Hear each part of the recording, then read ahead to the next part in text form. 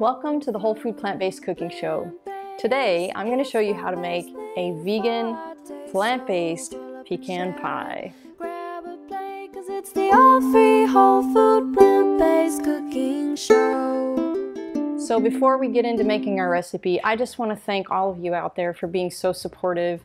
My hand is back. I can almost move all my fingers. It's still healing and it's very painful, but at least I don't have that awful cast on, so I am happy. And my daughters did such a great job, and you all were so supportive and encouraging to them. I just want to give you a big thanks, and it's just wonderful. So how I got myself into this mess, I know a lot of you were asking me how I broke my hand. I broke the 4th metatarsal, which is right there, by this lovely machine. But that being aside, let's get into making this delicious pie. So pecan pie is something, my mom used to make this, my grandma used to make this, always for Christmas and Thanksgiving, and wow, such a rich dessert. And I'm kind of in a love-hate relationship with it because it's just so rich and heavy that you can only eat just a teeny little piece of it. So, but this will hopefully set your mind at ease a little bit because there's no refined sugars, there's no refined flours, no salt. We're gonna do this all healthy plant-based with nuts and dates and with these beautiful pecans, which just a little tip to you too, this time of year is the only time that pecans are affordable. So I like to buy a few extra bags and stick them in the freezer because they're affordable. Any other time of the year, they're usually just outrageously priced. So pick yourself up some. Okay, so for the crust, we're gonna use almonds, dates, raisins, and flax meal. So I'm going to put just a little bit of water in my flax meal. This is 2 tablespoons of flax meal. And we're just going to stir it up a little bit. That's what's going to bind our crust together. Let me grab a spoon here. So I'm going to stir that up a little bit and let it sit here for just a second. Okay, so into our blender, we're going to put our nuts. And I'm just gonna lightly blitz the almonds first, just to break them down just a little bit. Because if I don't, then your crust is still gonna end up with some really big chunks of almonds, which, isn't always such a great thing. Okay, just like that, you see, just lightly chopped. There's still some chunks in there, but hopefully when we mix that together, it will take care of the rest of the chunks. So that's half a cup of medjool dates and half a cup of raisins. And then we're gonna put in the flax meal. And we're just going to lightly blitz this. You could do this in the food processor too, but I don't like dirtying up all those appliances. So I'm gonna just do it in my one appliance because it's very possible. We're just gonna do this until it sticks together and it looks the right consistency for a pie crust. Okay, as you see, this is my food processor roll. I was wrong. This is much too sticky to do in my blender. I thought it had more wonderful, secret, magical powers than it does. But that's okay. I just have to clean more dishes.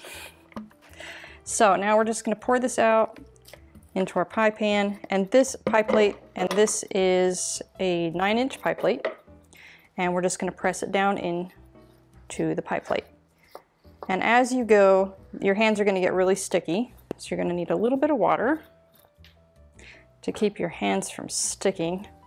It won't really, if you don't get too much water in there, it won't really change the consistency of the crust.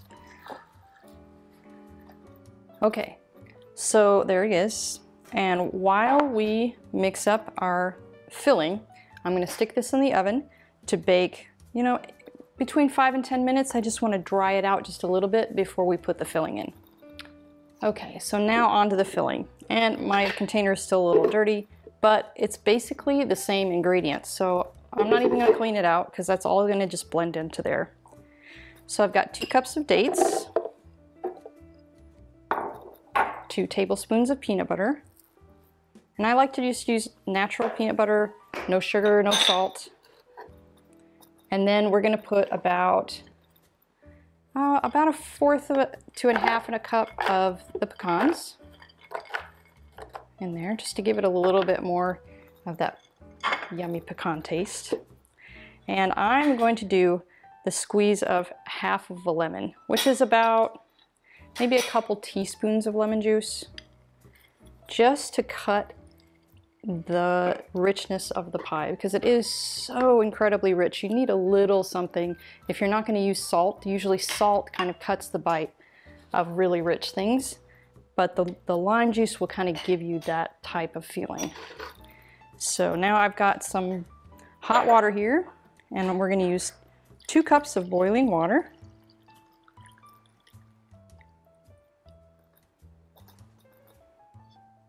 Just gonna pour it in there. Oops. Guess I need to make a mess here, huh? And we're just gonna blend this up until it is just smooth and creamy. Okay, so there, it's pretty creamy, but it's a little bit runny. And I'm gonna add about 2 teaspoons of arrowroot powder, which is really just a starch for thickening, so that while it bakes, it will help thicken up that filling a little bit. We're just gonna mix it just a little bit more, and then we can pour it in our pie pan. All right, so our pie is out of the oven now. It's still very hot, which is okay, but it's a lot more dry. We're just gonna pour our filling in there. It's so nice and rich and creamy, yum, yum, yum.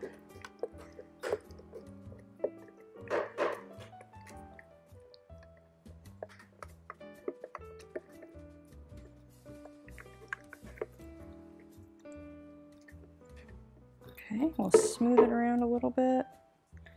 See, my hand is just not there yet. I still don't have all of my fine-tuned movements in yet, but we'll make it work. Okay, because that part doesn't need to look that pretty, because we're gonna cover it with pecans, right? All right, so, you know, if you've ever made pecan pie before, you have to get the bags that have the halves in them, and then you just select the good ones. I mean, because there's a lot of them that are just, you know, cracked off or broke. If you wanted a really pretty pie, use the really nice looking ones. And I like to start from the center, you know, and just go out from there. So I kind of make just a little flower. And you just keep going around until you get a really nice looking pie pattern in there. And I've already got my oven preheated to 350. Okay, there we go. Look at that. Can you see that beautiful pattern? It looks gorgeous. So now we're gonna put this in the oven for 35 minutes. Okay guys, look at that delicious pie. Isn't that beautiful? And just so you know, when it had about 15 minutes left, I made a little tin foil, I don't know what they call it, maybe a little teepee. You just drape it over so that the crust doesn't burn. Because if I would have just left it without the cover on it, this probably would have gotten a little too dark. And then this has been out cooling for about a half an hour. So should be set up just enough that I can cut it.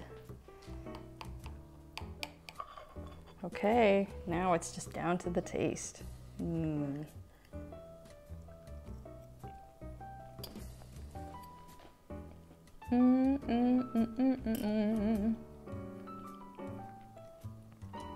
guys are gonna love this so much. It is so rich and creamy and delicious, but it's not gonna put you in a coma after you eat it. So give it a try, let me know what you think, and I'll see you next time.